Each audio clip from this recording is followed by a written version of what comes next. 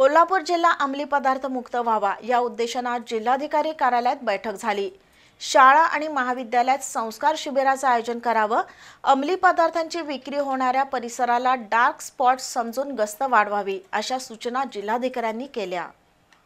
अंमली पदार्थ विरोधी मोहिमेला गती देण्यासाठी जिल्हाधिकारी अमोल येडगे यांच्या अध्यक्षतेखाली जिल्हास्तरीय अंमली पदार्थ विरोधी समितीची आज बैठक झाली।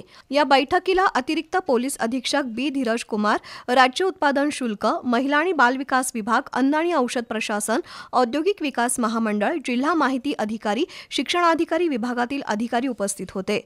या बैठकीत जिल्हाधिकारी अमोल येडगे यांनी अंमली पदार्थांच्या वाढत्या प्रादुर्भावाबाबत चिंता व्यक्त केली।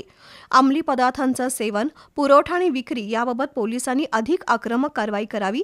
डार्क स्पॉट म्हणून ओळखल्या जाणाऱ्या मोकळ्या जागा, शाळा महाविद्यालयांचा परिसर आणि झोपडपट्ट्यांमध्ये विशेष तपासणी मोहीम राबवावी। त्यासाठी रात्रीची गस्त वाढवण्याचे आदेश जिल्हाधिकाऱ्यांनी दिले।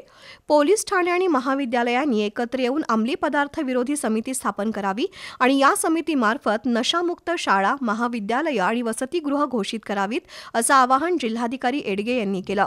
तसंच शाळांमध्ये पालकांच्या सहभागातून संस्कार शिबिरांचं आयोजन करावं, आपदा मित्र प्रमाणेच नशामुक्ती मित्र तयार करावेत अशी संकल्पनाही या बैठकीत मांडण्यात आली।